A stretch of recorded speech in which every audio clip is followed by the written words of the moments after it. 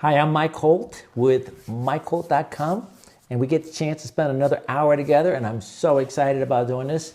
Before I get started, just want to take a moment to thank God for all our blessings, and I pray for you guys as well. And let's do it. Ready for this? Chase nipples and rigid metal conduit couplings. We covered this in the previous video. So the question I got was, Mike, you said you cannot put the chase nipples with the threaded couplings because the chase nipples are designed to be installed with a lock nut, and also that the UL standard for threaded couplings are only designed for a metal coupling is only designed for rigid metal conduit. So, okay, so you're saying that's a code violation? The answer is yes, that's a code violation because 110.3b in the code says you have to install equipment according to listing and label instructions, and couplings are not designed to be installed with chase nipples. They're designed to be installed with a threaded raceway. Yeah, okay, Mike, that's great. But what if I did it, like you see in this graphic here, and I ran an equipment grounding conductor in that little method? Would that then be okay? And the answer is, I understand the logic that you have, because then you're saying, well, because taking chase nipples that are straight thread into a coupling that's straight thread, then there's no way to really tighten it effectively to the point that you're going to have the effective ground fault current path, and that rigid metal coupling was never designed for a straight thread fitting. It was designed for a tapered thread raceway. Yeah, but Mike, if I put an equipment grounding conductor in there, then that solves that effective ground fault current path between the 2 points. The answer is yes, it does. What would I do if I was an inspector? I would say okay, because I'm not going to make it a big deal, but I would tell you I don't want to see it again. Well, Mike, I understand. I'm just saying that you have a product that's supposed to be installed in accordance with the code, so it is a code violation. So if an inspector turned you down for that, saying no, I'd be perfectly fine with that. Now, let's just review the UL standard, UL guidebook. It says this: fittings with internal, pay attention to this, this is a big deal. Fittings with internal female threads, such as hubs, conduit bodies, and couplings. Think about this. Hubs. Where do you get hubs? Well, you get hubs on a hub that you put on top of, let's say, a piece of equipment like a disconnect or a panel board or a meter enclosure, okay? Hubs also would include like a bell box where it threads in. That would be considered a hub. It's a threaded entry. So anytime you're having something that's threading into an enclosure, that would be kind of identified as a hub. So don't think about the slang term electrician's hub within the context of that. So let's do it again. Fittings with internal female threads. Hubs, that means threaded into an enclosure or threaded anything. Conduit bodies, that's LBs, LLs, LRs, that kind of stuff. And couplings. Now we're talking about have only been investigated for the use with threaded rigid conduit. Here's the question that came up to me. Mike, can I put a piece of liquid tight connector on a bell box and thread it in? Well, you gotta realize, if you see a liquid tight connector, you'll see what it comes with. It comes with what? A lock nut. Why does it come with a lock nut? Because it's designed to be installed, not threaded into a female threaded entry. It's designed to be on a lock nut. So if you take the lock nut off, and then you thread it into a threaded entry, it's a violation of the product standard, 110.3b. Now, there is some conversation going on right now between NEMA and some other organizations, UL, about, look, guys, come on, let's be real here. Everybody takes threaded entries and put in threaded fittings inside threaded entries. That is like really, really common. Like all the time. Using threaded fittings that were designed with a lock nut and then threaded into a hub or an LB or a conduit body, and that technically is a code violation. So there's a NEMA saying, look, guys, let's not waste our time with this, because, see, that would require us to change the standard. Actually, the standard has changed right now, and it says, listen, a fitting that is designed to be threaded into a hub, a conduit body, or a coupling has to be marked on the container, or the smallest part it can, identifying that it is designed to be able to be threaded into a hub or something similar. So we've done a lot of research this week, and we come to find out that only one manufacturer makes that fitting, and apparently it's very, very expensive, and UL is thinking like, let's just shove this whole thing. Basically, the best thing we can do is kind of like ignore this, because what else can you do? So, but here's a solution though. If you're trying to do this installation here, just use PVC coupling and then the little PVC, I don't know, box adapters. Push those inside there and then you're done. So, I don't know what to tell you. When we all take threaded fittings and we all thread them into a thread, and if you do that, well, what you threaded into was never designed to be threaded in by a fitting. It was only designed to be threaded in with a raceway. That's a problem, but that's the facts. So now, I don't know what to do with this information other than don't ask anybody, don't tell anybody, because there's nothing else we can do that I can think of. All right. Oh, there's the question. Threaded fittings. Now, threaded fittings with couplings, hubs, and threaded ink boxes. We talked about that. No, because female threaded entries were designed for a raceway, not a fitting. All right. Another question came in. It was very interesting how this is working out on our little evenings that we get together, at least 1 hour, depending upon when you watch it. You'll see the story at the end, how we got to where we're going to be beginning right now.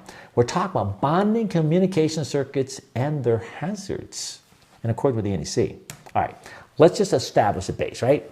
Relax. You know what I found out some of the guys are doing, Brian? I don't know if you know this, but some of the guys are watching this live, but they put it on pause. And when I give a code rule, they put it on pause. They go into the code, they highlight it and mark it, and then they place it off of pause, and then they watch it again. So that's kind of cool. All right, so let's go to Chapter 8, the National Electric Code. Right? Code has 9 chapters. Chapter 8 has to do with communication systems.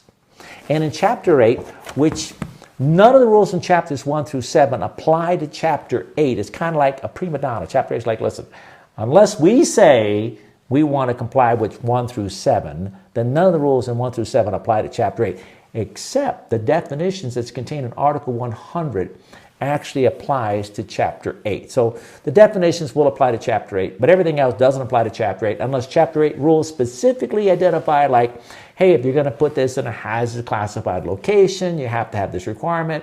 If you're going to go into a plenum space, if you're going to be going through fire rate. So Chapter 8 will reference those rules that are contained in Chapters 1 through 7. Okay, so now what's in Chapter 8? Interesting, what was a change in the 2020 code?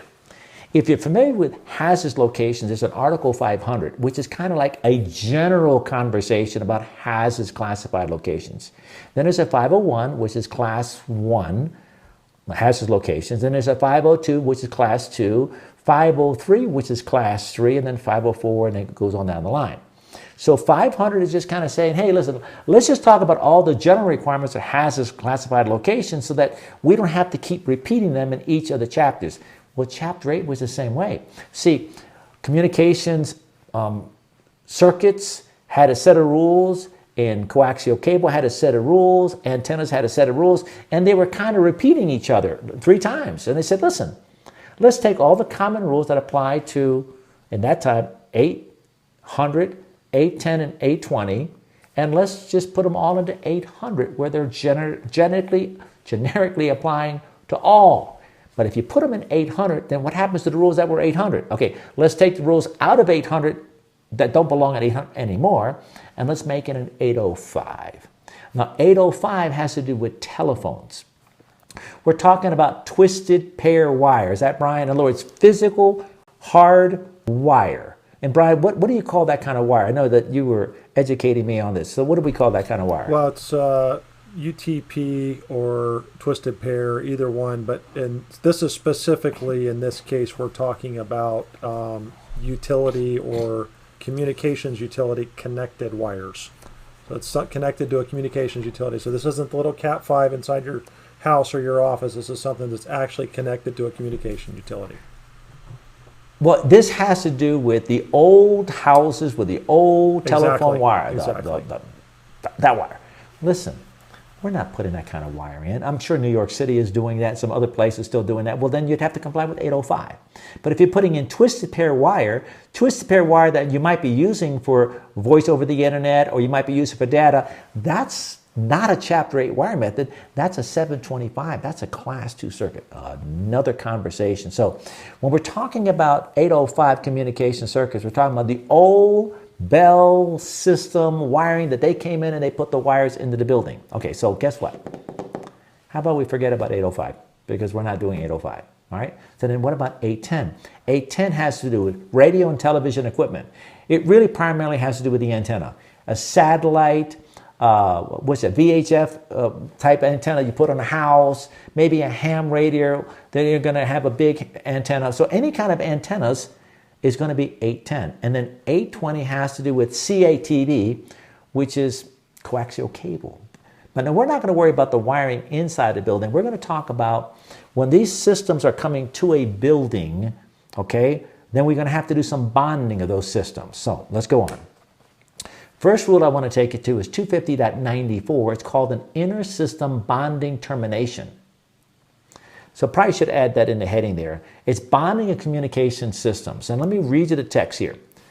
A bonding termination device right here. I probably should maybe have a detail, show this here. Maybe like an actual fitting that we have.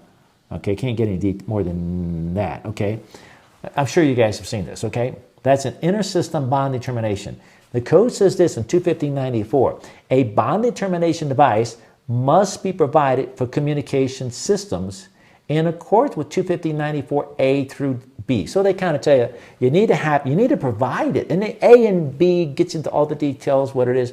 And by the way, there's an Article 100 which has a definition of an inter-system bonding termination. And maybe somebody can, Brian, or maybe you can look it up because I'll take the time here and maybe read that definition of an inter-system bonding termination. You put this fitting, you have to have it there. Now, why does the code want to? This is relatively new. I want to say only 4 or 5 code cycles, 15 years, possibly, maybe less, maybe a little bit more. This is the inter-system bonding termination right here. Now, what you do is you're going to take the antenna, we'll talk about that later on, different parts of the antenna wiring, and then you're going to connect it to the inter-system bonding termination. You're going to run a bond wire is what you're going to do. And then you're going to come from the cable TV and you're going to connect it to the inter-system bonding termination. I'm not showing the telephone because typically you don't run the telephone supply to a building. But the telephone company is actually going to take their telephone box, whatever you want to call that, it's a primary protector, a DMARC box or something like that. They're going to take their telephone box and they're going to actually run right to that inter-system bonding termination. So guess what we're doing? We're taking the satellite, we're taking the cable TV, we're taking the telephone, and we're taking the electrical power system, and we're all doing what? We're bonding all those parts together. We're not grounding. People have we're going to ground the telephone. We're going to ground the satellite. We're going to ground the cable TV. We're not grounding anything, guys. That's a green wire. We're bonding them. And that's what it says in Chapter 8. We're bonding those conductors when you're going to the inter-system bonding termination. So take a look at this. See? They're all connected together. Now, the theory is this. I don't show it. But you see this cable? I don't show this. But you see this cable TV? Out somewhere away from the premises, it's going to be connected to that like a green box. And guess what they have there? They have a ground rod there. And they're shielding their cable connected, we're not going to get too detailed, to the primary neutral conductor. Okay? And the telephone, which we're not showing here, the telephone company has a ground rod in their little box also, and they connect that shielding of the cable to the primary neutral conductor. This is a real important point. Later on, you're going to see why. But we don't need to know that unless you want to understand the theory as to why did this happen to this house. Okay, so now the theory is this. If you take a cable coming into a building and you drive a ground rod, let's say 400 feet away, it's what it is, and it's grounded to primary, and then you take electric power and you take the cable and you bring it over, let's say, to a $5,000 TV, which means you have the cable coming in with a shield, and you have electric power coming in with an equipment grounding conductor to the same point, but the electrical system is grounded, actually grounded, meaning connected to the earth at the building. The shielding of that coaxial cable, the CATV, going back 400 feet is actually what? Grounded. Now, guess what happened? That shield of that cable was connected to the TV. The TV has an equipment grounding conductor that's grounded at that premises. That means that the TV is actually referencing to 2 different points that are, let's say, 400 feet away. Lightning strikes the earth, it creates a voltage gradient. Guess what happens? It now goes between those 2 points and you toast your electronic equipment. Guess what you want?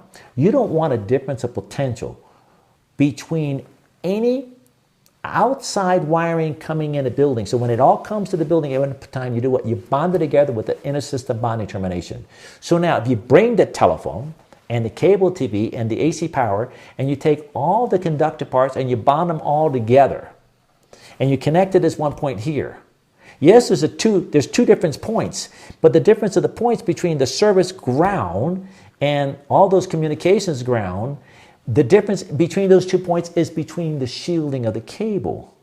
Not that it goes from the ground somewhere outside on the shielding of the cable to the TV, from the TV to the equipment grounding conductor. So by grounding and bonding them all together and then grounding them, we've established the closest point we can to zero between the electronic equipment that's connected to that system.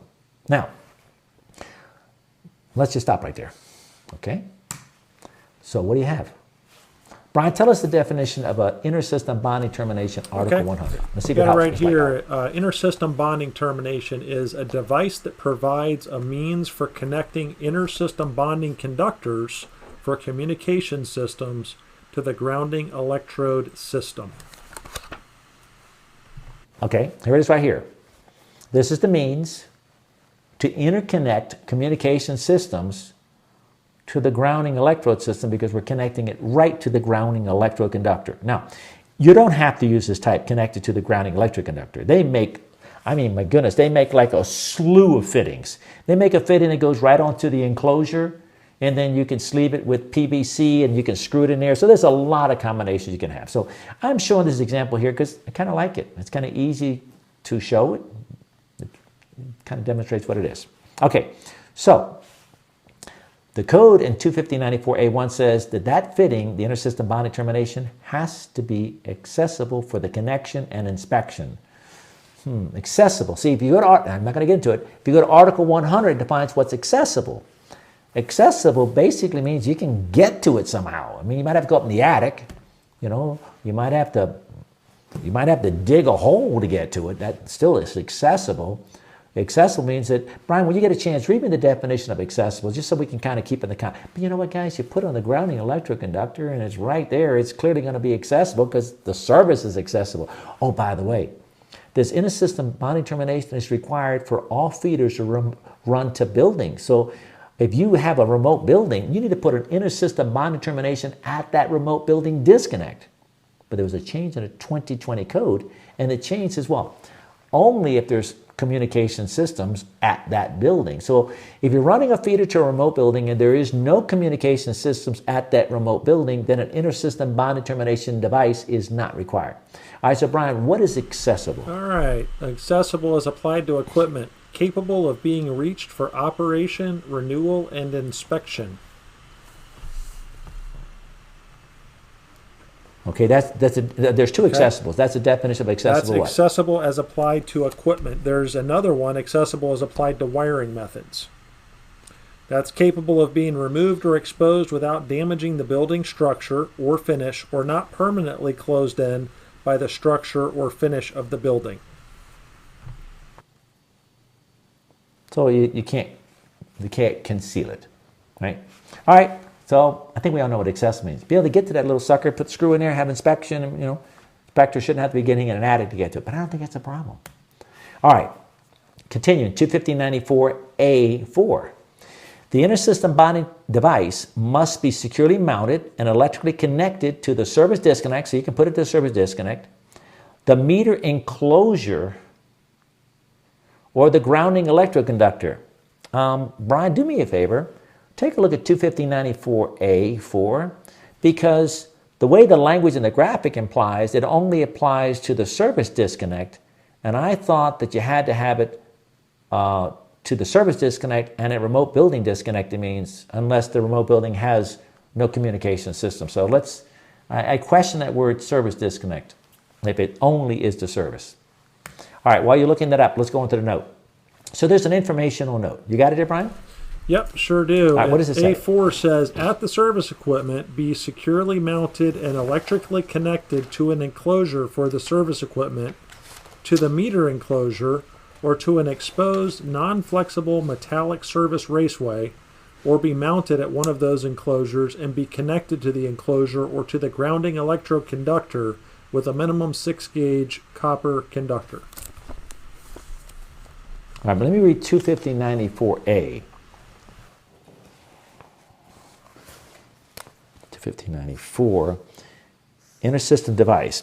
An intersystem bonding termination device for connecting intersystem bonding conductors shall be provided external to enclosures at the service equipment or meter equipment enclosure and at the disconnecting means of any additional buildings or structures. You see that, Brian? So A, the parent rule of A tells us that this applies any additional buildings or structures. Make a note, Brian, for me to do a public input to identify that has to do with 250.32. So this is talking about, and I need to make a change in 23 code here, because the parent rule A is telling us it's a service equipment and the disconnect for additional buildings or structures. But then when we go to 4 is talking about the service disconnect. So Brian, make a note, and the meter can, and it's not recognizing that we can put it at remote building also. And then there's an exception in there. Well, we're not going to worry about that. All right, so it's not only the service, it is other buildings and structures that would be supplied by a feeder. And so I'm going to make a note and look at this and see what I can do to edit this. Now, this is correct as far as the code is concerned. The problem is A4 is kind of focusing on services, what the original rule was, but 25094A was changed from not only service equipment, but additional buildings and structures, the disconnecting means. So we're okay. That's the language that's correct. All right, so let's go. The note. Note 2 says communication systems must be bonded to the intersystem bonding termination in accordance with, and then we give you a list of rules. Now, if it's antenna and satellite dishes, which is, I'm not sure if it's antennas or satellite dishes, it would be antennas, was what 810.51, and 810.21 would be the rules that tell us. One rule has to do that we have to bond the antenna mast, the metal parts. And another rule is we have to then install we have to put an electric discharge, and then we're going to have to bond that electric discharge. So there's two things when you get into antennas. It's the antenna mass, and it's going to be the antenna cable. Or both are going to have to be bonded to the inner system. So that's two conductors right there. And then if you go to cable TV, 820.100 tells us that we also have to bond to the intersystem bonding termination. And then if you get the telephone circuits that we're not doing, but it's the same thing in 805.93b, it says, hey, the metal sheath of the telephone coming to a building is going to have to be bonded to the intersystem bonding termination. So that's the telephone company said, and that's what they do. We got it? That's what 215.94 is all about. So now, let's go down the line. Let's go to the code. Let's go to bonding of telephone systems, which we don't do, because the telephone company brings it in. They bring in a a cable that has a metal sheath. I probably should have a picture of that. Brian, I'm making a note for me to get a picture and add this for the future. I have a really nice picture inside. Okay, so here's a telephone. So we don't do this, but the telephone is going to bond over to the intersystem bonding termination. By the way, in all my graphics, we use green when it has to do with bonding, and we use the copper when it has to do with grounding. So you can see right here, that's a copper wire. That's your grounding electroconductor, and all the green is your bonding conductor. So telephone, they make a connection to the intersystem bonding termination. No big deal. And see, 805.93 tells us to go to 800.100, and 800.100 tells us to go to the intersystem bonding termination. So one says you have to do it in accordance with this rule, and that rule tells us connected to the intersystem bonding termination. So we don't care about the telephone. Well, we will in a few minutes. Okay, how about satellite and ham radio antennas, or any kind of antenna? I don't know an antenna guy, but I'm sure there's lots and lots of different types of antennas that are being installed on buildings. And here's what it says. The antenna lead in surge protector, okay, later on we'll have to find out what that rule is. It tells us that we have to have a listed antenna discharge unit. So we're going to have this. So here is the cable from this satellite dish antenna. So there's electric discharge. Here is an antenna right here. That's an electric discharge unit. And then if you had an ham radio outside somewhere, well, you're going to have an electric discharge unit. Antenna lead-in surge protectors, so they call them lead-in surge protectors, but they're really electric discharge units, must be listed and must be bonded per 81021F. Okay, so we go to 81021F. Let's go to 81021F tells us what? The bonding conductor for the antenna mast and the antenna discharge unit must terminate to the intersystem bonding termination. So you take your discharge unit and you bond it to the intersystem bonding termination. You take the mast itself and you bond it to the intersystem bonding termination. We're bonding everything together. So 810.6 says you need to have a lead-in surge protector. It's listed and it has to be bonded. 21F, we talked about that. The actual mast itself, 810.15, says that the mast or the support structure, outdoor masts and metal structures that support antennas must be bonded per 81021. Unless the antenna, in other words, basically you can just forget about the rest of that. The rest of that is saying, well, but what about if the antenna is protected from lightning protection systems? But that's the whole. More than likely, that's never going to happen, okay? But there could be a scenario. So we're just going to say this. Outdoor masts and the structures that support the antennas must be bonded per 81021. 810.20. Each lead-in conductor for an outdoor antenna must be provided with a listed antenna discharge unit. So now they're talking about a discharge unit, which is, the other one was surge protector. They're kind of both the same thing. Must provide a listed antenna discharge. Here's your listed, so you have to provide that. So each lead-in conductor, so here is the cable coming in, it's going in, it has to have a discharge unit. We already seen earlier, what do you do with the surge protector or the discharge unit? You're going to have to go to the other rule that says what? Bond it to the intersystem bonding termination. So I'm doing a lot of talking on something that's like, just make sure you put something on there and then you bond it. But it's a discharge unit. That's not a grounding block, so be careful when you get to 810. They're requiring discharge units. It's different than when you get a coaxial cable. You're not putting discharge units, coaxial cable. You're putting grounding blocks. So then what do you do with the discharge unit? What do you do with the lead-in conductors? Lead-in conductors connect to the discharge unit. You bond it to the intersystem. The mast of the antenna is bonded to the intersystem bonding termination. We're done. Now, what if you have a remote antenna? Ham radio. These guys go nuts about this. These guys are like crazy. I don't mean they're crazy, actually. I do mean they're crazy. I mean, these guys are smart, they're intelligent, and they have all these crazy ideas, and that whole world, I think, kind of goes this way. We're going to put this big antenna because we want to have all these grounds all around that, and we don't want to have that antenna or any of that connection connected to the building. And I'm like, are you kidding me? You put all kinds of ground rods out here. Let's put a couple more ground rods around this antenna. You put a bunch of ground rods out here by this antenna, and you have ground rods over here, and you have 2 points, and then you bring the cable inside the building and you go right over directly.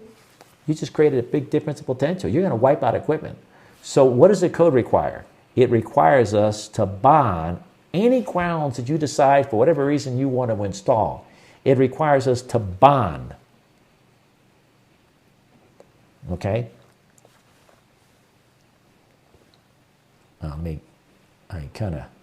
Brian, call me back. So, if you want to drive a ground rod, fine. Bond them together. And, oh, by the way, they tell you what size wire. 6-gauge wire is the size that we bonded together. All right? So, ham radios, do all you want to do, but bond your electrical system or your grounding electrode system, bond it over to the building grounding electrode. You don't want to do it? Okay, wipe out all your equipment because you have everything connected at Earth. Your equipment's connected to this part of the Earth, and everything goes in the middle, and you wipe everything out. Whatever. I don't care. Hey, You know what's one problem I can tell you right now? I don't know what to tell you to do. Hey, Mike, I have an apartment building. I want to put a satellite dish on my apartment building. Yeah? Yeah. Where am I supposed to, do I need electric discharge? What do they call it? It's called an antenna discharge unit? Yeah, you do. It has to be listed. Yeah, it has to be a listed antenna discharge unit. Okay, got that, Mike. But I'm on the 14th floor. Yeah. Where am I supposed to, but see, the wire is coming right outside my patio and it's coming right in here. And so I can put the electric discharge unit right here, right? But I'm supposed to bond that electric discharge unit to the service of this 45 unit, 80 unit building. I'm supposed to bond the satellite to the inter-system bonding termination, which is going to be at the service equipment or the meter enclosure or all those other stuff that we talked about earlier. I don't know what to tell you. Because clearly people are not putting satellite dishes on all their patios. Putting a discharge unit there and running, I think it's, I forget what size wire. Brian, take a look at 810. I think it's a, I don't know what size wire. I think it's a 10 gauge wire that you have to then go to your inter-system bonding termination. I don't know what to tell you.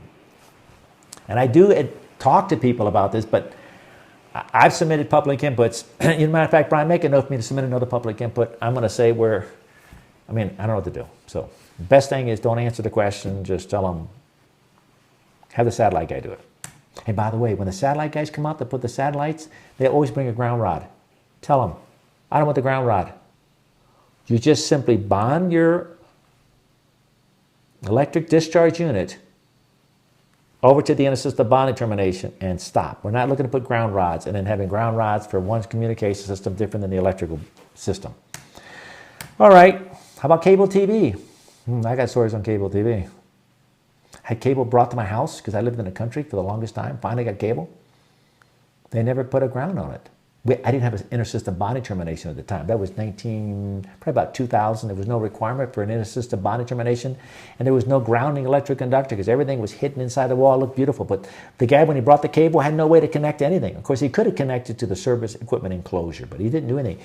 It's just nothing. We'll talk about this. So what do you do with cable? Well, when the cable guys come in, you're going to be putting in a grounding block. Okay? Must have metallic sheath as close practical. Must have a metallic sheath bonded as close as practical at the point of entrance. So pretty much where it comes in right there. So 82093A says it's going to have to be bonded per 82100. 82100 tells us, well, we have to go back over to 800 because that kind of handles the general requirements. And 100 tells us to connect it to the inter-system bonding termination. So it's not that complicated. Brian, did you say you had a question? Yeah, well, I got a couple. Okay, so to answer your question, what size, it actually refers us over to 81021, and in H it says, the bonding or grounding electrode conductor shall not be smaller than 10 gauge copper, 8 gauge aluminum, or 17 gauge copper clad steel or bronze. Yeah. I love that.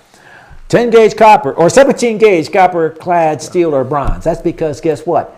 That's a size wire that comes with the satellite kit. Because it's like, what do they call it? Siamese cable, yeah. Siamese cable. And so they have a 17 gauge. Like, okay, well, if you're going to put it to be a 10 gauge, but if you buy it with a cable, 17 gauge is good. All right. So that answers that question.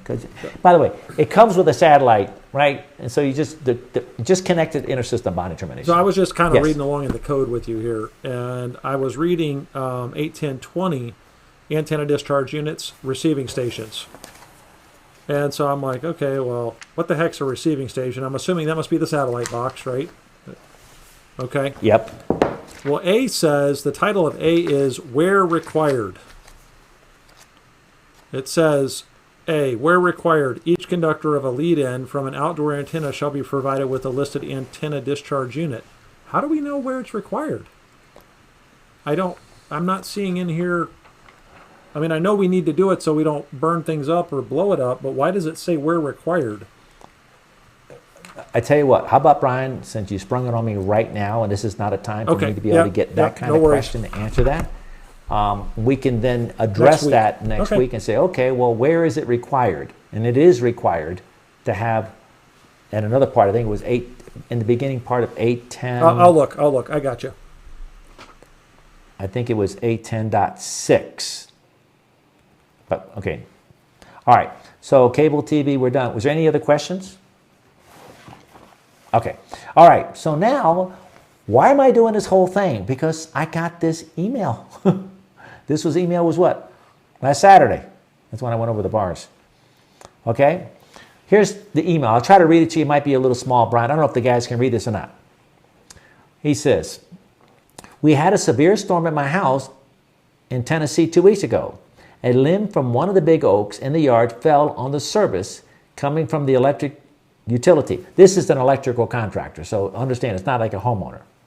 The limb did not sever the service, but it broke the carrier cable the utility was using as a neutral. So you have that messenger wire, that carrier cable, that bare conductor that's going to be for your neutral. It broke that neutral. I smelled something burning and ran and opened the main to the house. Not a bad idea. I don't know if I would have been that smart. The smell got stronger, so I continued to investigate. I checked outside to find smoke billowing up behind my meter base and thought the service to the house was on fire. Grabbed a couple of containers and filled them with water and dosed the smoke plume. With the smoke reduced, I could see that the source was where my landline, you'd mentioned the word landline, right? Phone service came to my house. So I grabbed a seal tight and pulled it loose from the house. After dumping some more water on the house and down the conduit, I took the following pictures. Oh. I know the code calls for the grounding of communication services. Does it call for grounding communication services, guys? Yes or no? No. It calls for what? Bonding of communication systems to the ground at the service. No, we don't ground it to the ground. We do what? We bond it to the inter-system bonding termination. But this would have burnt my house down if it had not been there. So, Mike, because I bonded the telephone and the coaxial cable to the inter-system bonding termination, and then my neutral got broken, then the cable sheath of my telephone and my coaxial cable actually became what? A neutral conductor, because see, I mentioned to you that the other end of the cable, it's what? It's both grounded and it's bonded to the primary neutral. And guess what happens? Current leaves the source and it does what? It returns to the source. And if you guys think current goes around, you just screwed up. So I don't even want to waste my time with you.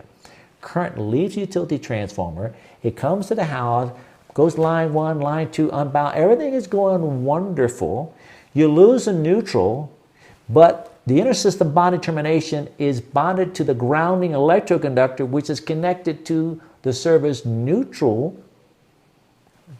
main bonding jumper, neutral point. You lost a neutral. Neutral current says, hey, don't worry about it. I got this covered. We'll just go down to the inter-system, the grounding electroconductor, connect over to the inter-system bonding termination. You go down the cable. I'll go down the sheath of the cable. I'll go down the sheath of the phone. We're going to go back over to where the ground is and the ground rods, which we don't really care because we're not trying to go to the ground rod. And then we're going to go to the primary neutral and see. What you might not know is the primary neutral is actually bonded to the secondary neutral. That's how utility systems work. And if you understand electricity, that's what happens. Now watch this. I know the code calls for the grounding, the bonding communication system to the inter-system bonding termination, but this would have burnt my house down if I had not been there. When the neutral of the service was broken by the following limb, the 2 hot legs were still energized. Since the phone pedestal had a solid ground coming down, the utility pole, not responded, and the buried phone line had a steel sheath and it was connected to the ground system of the house, the phone line became the neutral to the service. This guy knows what he's talking about. Not many people understand that. Not many people understand that your communication system is connected to the primary neutral, and the primary neutral is connected to secondary neutral, and when you lose your service neutral, as a matter of fact, forget about losing your service neutral. Your coaxial cable is always carrying neutral current. and your telephone cable is always carrying neutral current, put an ammeter on them.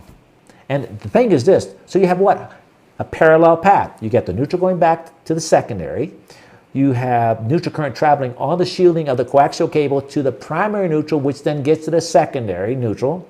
You have then neutral current also, one of the third paths, parallel paths, traveling on the shielding of the telephone that goes over to the primary neutral, gets secondary. And if you want to throw on something on top of that, you even have a little bit of current traveling down the grounding electric conductor to the earth, grounding electrode, as it tries to get back over to the source, coming up all the primary neutrals, and it gets back. But we're talking about almost nothing in the ground rod. A little bit on a little bit on each of the shielding of the cable. It's just a matter of, current divider, parallel circuits. On the normal conditions, what? The primary neutral, the second neutral conductor is carrying probably 95% of the neutral current. Everything is fine. Here he goes on. Mike, I would like to talk to you about a proposed change to the electrical code to place a fuse along in the accessory ground to prevent the fire from happening, in this case, moving forward. Let's take a little further. Here's what we have. 21594A. No, it says what? 21594A said you need to have an intersystem bonding at what? The service disconnecting, at service equipment, and the disconnect means at other buildings, but only where those other buildings have communication systems. And then the note tells us that 810.15, 810.21, 820.100, and 805.93B tells us that we have to actually bond those systems over to the intersystem bonding termination. And why do we do that? Because we're trying to reduce the difference of potential between them. But look, if this cable is connected to primary neutral, the shielding a cable, and if you lose that neutral, well, then a neutral current is going to travel on the shielding of that cable. It won't travel on the antenna because the antenna is just simply, it's not going to the primary neutral. It only travels on telephone shieldings and coaxial cable shieldings. So let's take a look at this graphic we'd seen a few weeks ago. Ready for this? Okay. We have 30 amps on, we have 50 amps on line 1, we have 30 amps on line 2. And if you understand basics of electricity, on basic electrical theory, that means the neutrals are going to cancel themselves. You'd have how many amps in the neutral? 20 amps. Okay. Utility gives you what? 120, 240, so line 1 is 120, and line 2 is 120, so line to line is 240. So you have 120 in the line, the meter, 120, 120. Everything is going to be 120, right? And then the neutral current is going to be traveling along here, and it's going to be traveling along this way. If he had shown the telephone cable connected to the utility ground, and if we had shown the CATV cable connected to the ground, and they're all connected, we need to add an intersystem bonding termination, at least to this graphic here, but we're not going to show it. But if we had, and maybe we could somehow, then guess what would happen? That neutral current would actually be traveling maybe not 20 amps on the neutral here. It might be 19.5. And then you'd have maybe 0.25 current traveling on the shielding of the cable for the telephone, and maybe a 0.25 amount of current traveling on the shielding, and then who knows, a fraction of an ampere, maybe 0.015 going down the grounding electric conductor. So that's what's really there, but we just never talked about that. But what happens if there's a limb that falls and opens the neutral? Well, now everything changed. Now, if I had shown intersystem bond termination and showed the telephone connection here, well, then the shielding of that cable would be carrying how many amps? 20 amps. And guess what it's going to do? It's going to smoke. So it's a matter of what loads are on as to how much heat and how much current would be traveling on the shielding of the cable. Now, the grounding electrode is I'd have to, if you want to challenge me on that, give me a scenario and I can run the maths. And for all practical purposes, that grounding electrode, yes, will be carrying some of the neutral current. You are going to have all these voltages. I don't know how many amps will travel on the shielding of the cable. I can't remember how many ohms it was per 1,000 feet for the shielding of the cables. But we can do the calculation if you guys want me to do it. We'll see. So here it is. It broke the neutral. All of a sudden, you had 20 amps of neutral current traveling on those shielding of those cables. And while it did that, it just smoked it. And you can see the wire coming up here, and it was going in there, and that's where all the smoke was. And then there is the shielding of the cable that smoked. And then on the other end, I can't really see the details here, but here is a split bolt bug, which means this looks like it's a ground of some kind going somewhere. Because see, all this is going to be bonded to the primary neutral, where that's going to be. So I'm doing the best I can showing you. The best thing you can do if you get a chance, if you have the opportunity, and I've done this, open that demarcation box from the telephone company and look inside there and like, oh, okay, that's kind of cool. And then go over to the telephone box right here. They usually just open it up. And then you're going to see that shielding cable grounded there and also bonded to the utility primary neutral. And there you go. And that's all we have there. Brian? Yeah. Do we have any comments? I know this is new stuff, and a lot of times people are like, they have time to process it. They can't ask a question. Interesting. Ahead, so I got a comment here from Research, and he says he watched the same thing happen under the same type of open neutral issue, but the fire was along the fascia where the 17-gauge cable messenger for the coax was run. They had to open the main. The fire department had to open the main and then extinguish the fire. And then Jeffrey Townsend says, wait, at what point is the telecommunications ground wire tied to the primary neutral?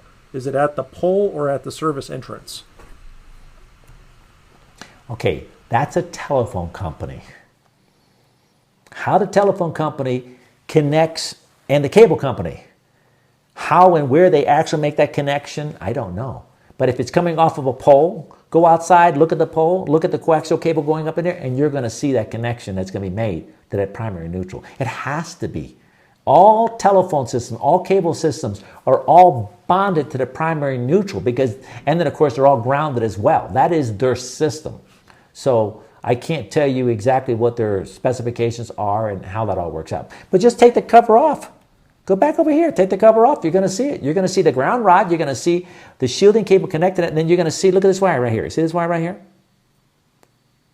There's a ground wire. It's a big ground wire, and it connects to this great big thing right here. See, there's two coming in here. So I don't know exactly when the telephone company runs a feed, do they run a wire, a big braided wire or stranded wire, and how that all is configured like that. But it's there.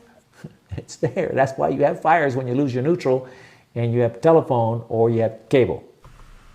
Yep. One more little comment here, and this was by Logan, and I think it's valuable just to kind of mention. He says, what about in your public input to allow the use of the ground bus in like a meter main enclosure as the intersystem bonding terminal?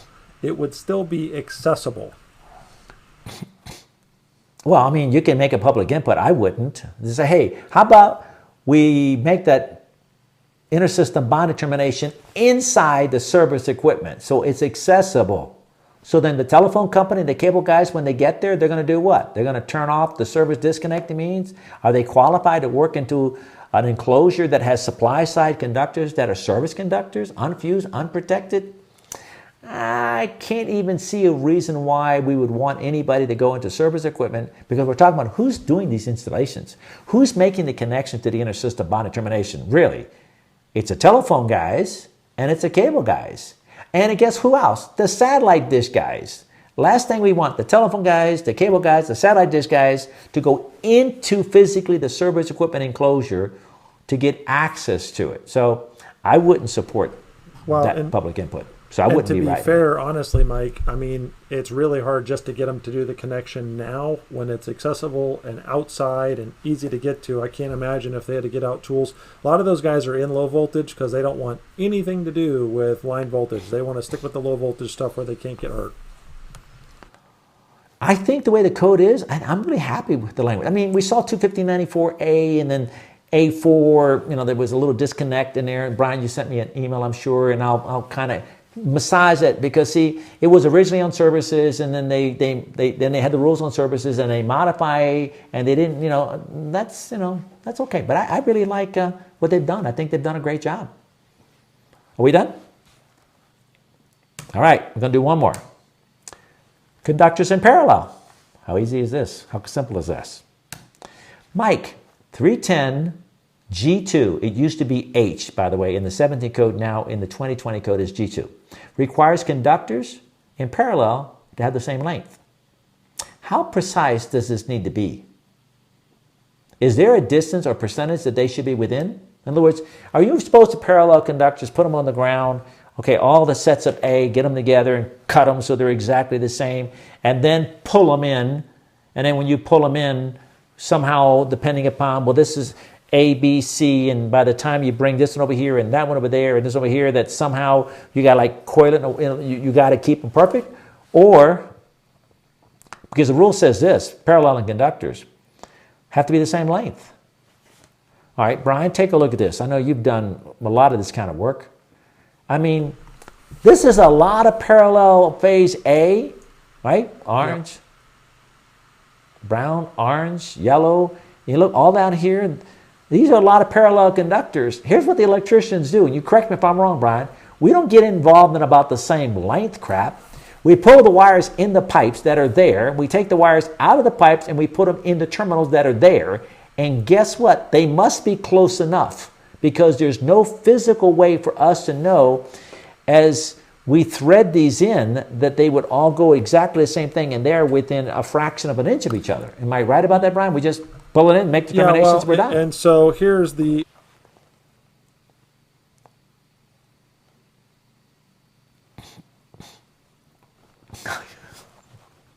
Yeah. Yeah.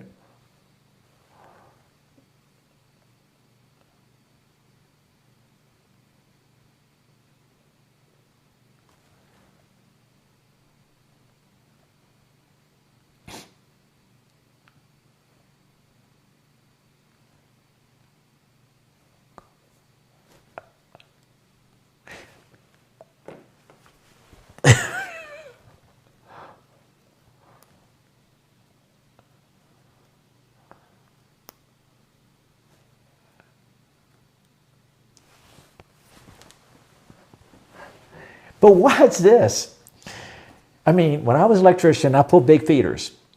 You put a snake in there, you pull a cord in there, you get a measurement, right? It tells you this is at 21,018 feet, and then you get the other end and it tells you 20 whatever, right, distance, and you subtract the difference between the two, and that's the length of the pool. Right, Brian? Okay. But we're still terrified that somehow we're going to screw it up. So then we add more, and then we add a little bit more on top of more. Is that right?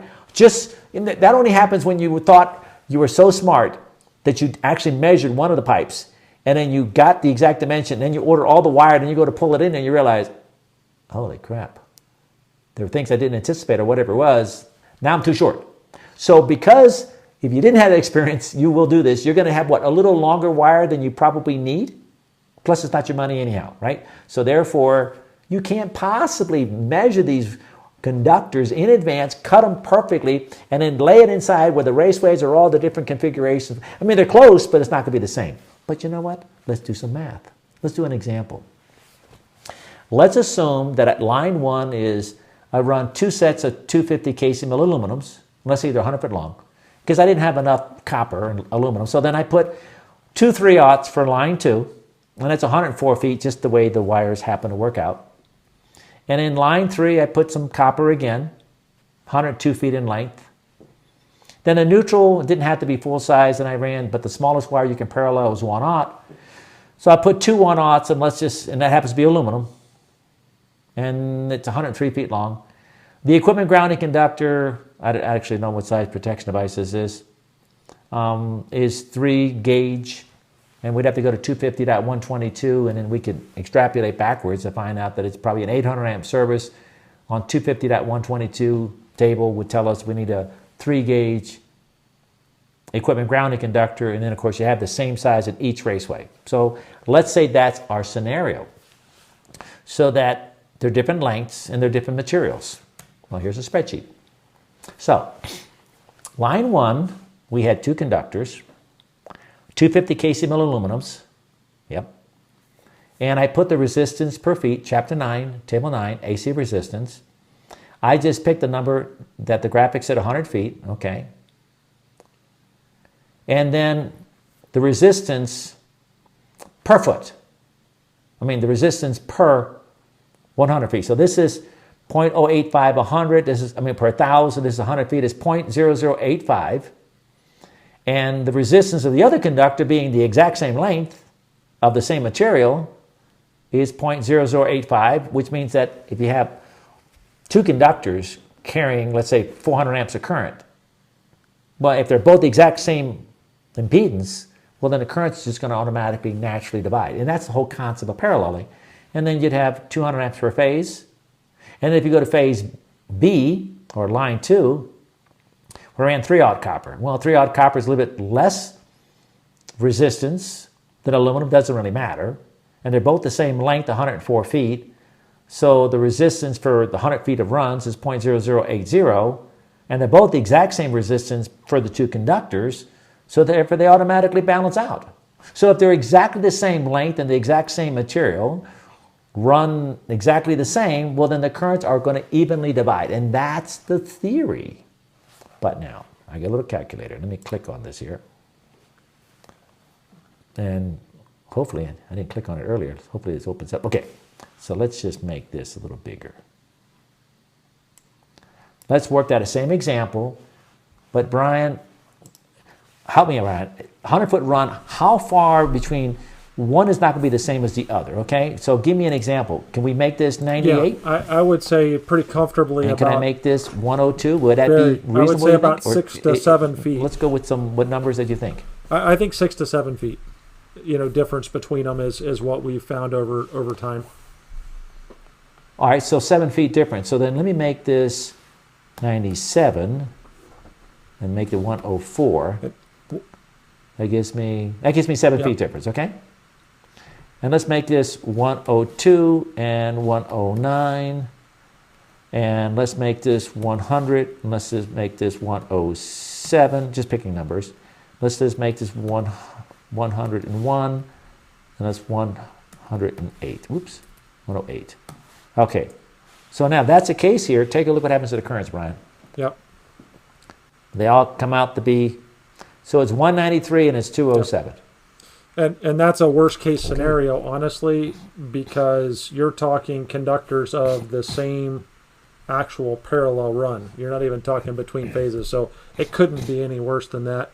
And a couple of the guys mentioned, I'm not sure why, but my microphone was muted when I was talking about the conductors, and I had just said, hey, the reason why the difference is, I had said to you at the seminar, hey, what about this? And you were like, hey, have you ever thought about the 90s? And so, guys, what we were talking about when I was muted, and I apologize about that, was that, by the time all the 90s are not lined up and the lengths of the raceways aren't all the same, and in the ditch they're not the same, you can end up with quite a variation regardless of how perfect it is from the male adapter to the end of the conductor. If they're all 18 inches, you still have a variation in the length no matter what.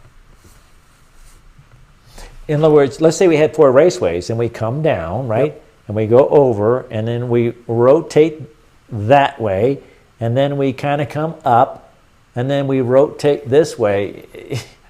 So, Mike, but I understand. But the code says they got to be the same length. That's because you're not an electrician if you're still focusing on that. If you're an electrician, you wouldn't be making such a statement. But, Brian, here's what the intent of the rule is. You ready for this? I have 2 raceways that I'm running on paralleling.